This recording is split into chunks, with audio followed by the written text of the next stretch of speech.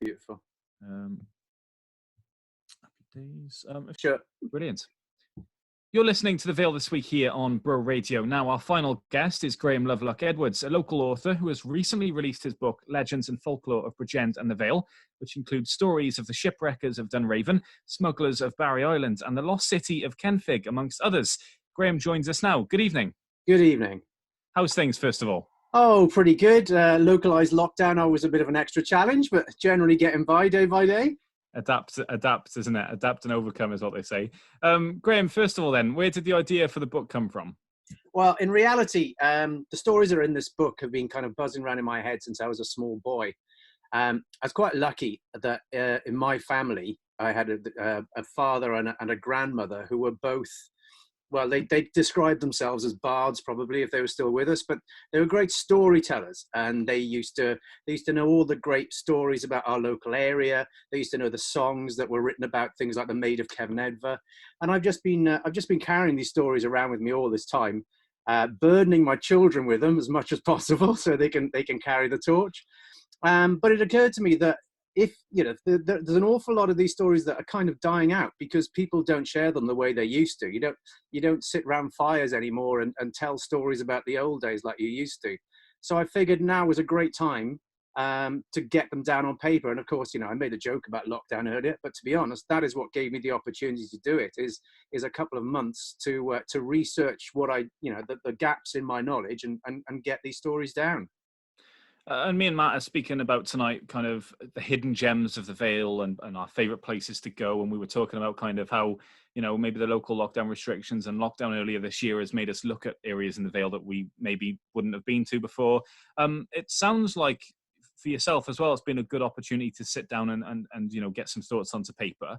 Kind of how have you found about certain things? How have you looked into it? Obviously, it's a family tradition, as you've been explaining, but there's a lot in the Vale, isn't there, that we might not have ever heard of? There is an awful lot. Well, obviously, living here, I'm in a quite an unusual position in that I'm the church warden of St. Kyrig's Church of Porthcurry, which is a really, really old church.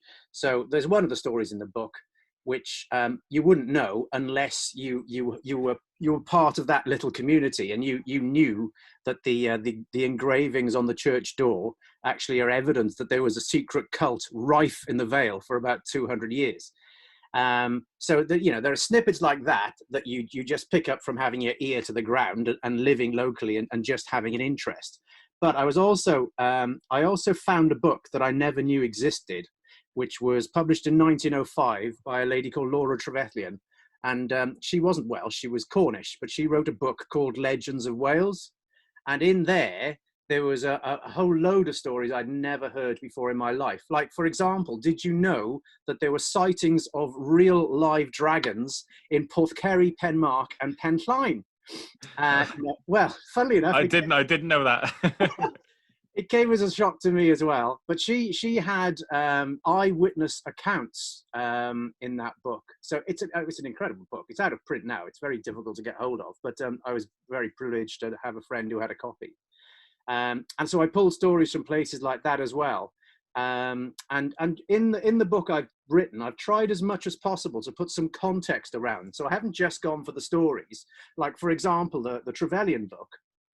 That was published at the beginning of the 20th century, when there was a massive appetite for the occult and for the supernatural, and people really, really wanted to believe in it. And Sir Arthur Conan Doyle, the publisher of the Sherlock Holmes stories, was all over that. And there was a very famous hoax called the Cottingley Fairies. And it was just some doctored photographs of fairies at the bottom of the garden.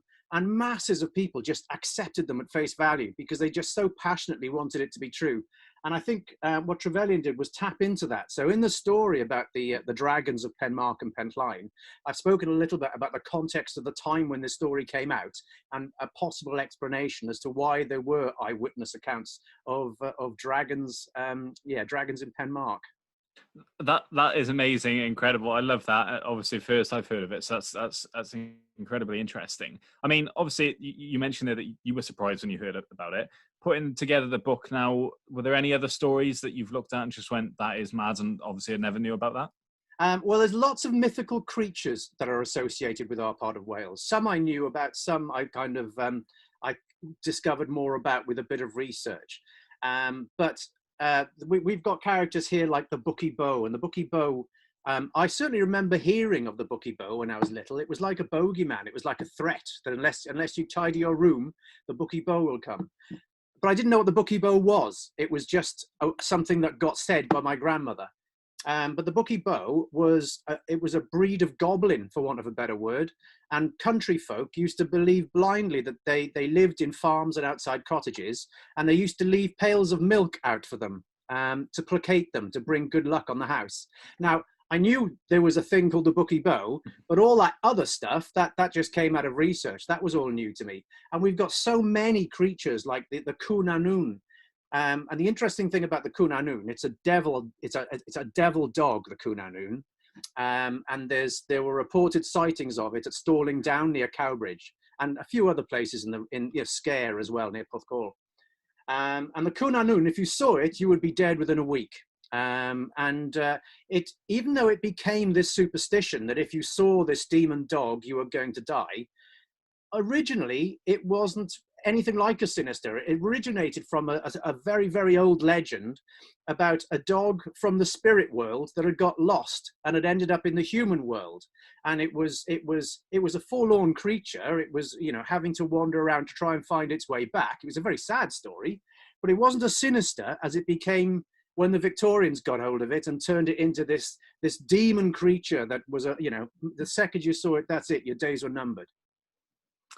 Graham, I could talk to you for another 10, 15, half hour about all the stories, but let's not spoil too much about what's in the book. Where can people purchase the book and find out more?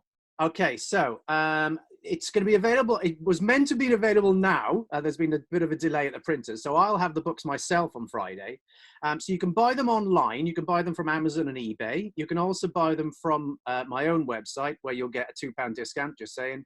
And that's bridgendvale.co.uk, but also Nickleby's in Llantwit Major and Griffin Books in Penarth are stocking it as well. Graham, this was a very fascinating chat. Thank you ever so much for coming on, and take care and look after yourself in the future as well. Absolute pleasure. You too. All the best. Awesome, Graham. That's amazing.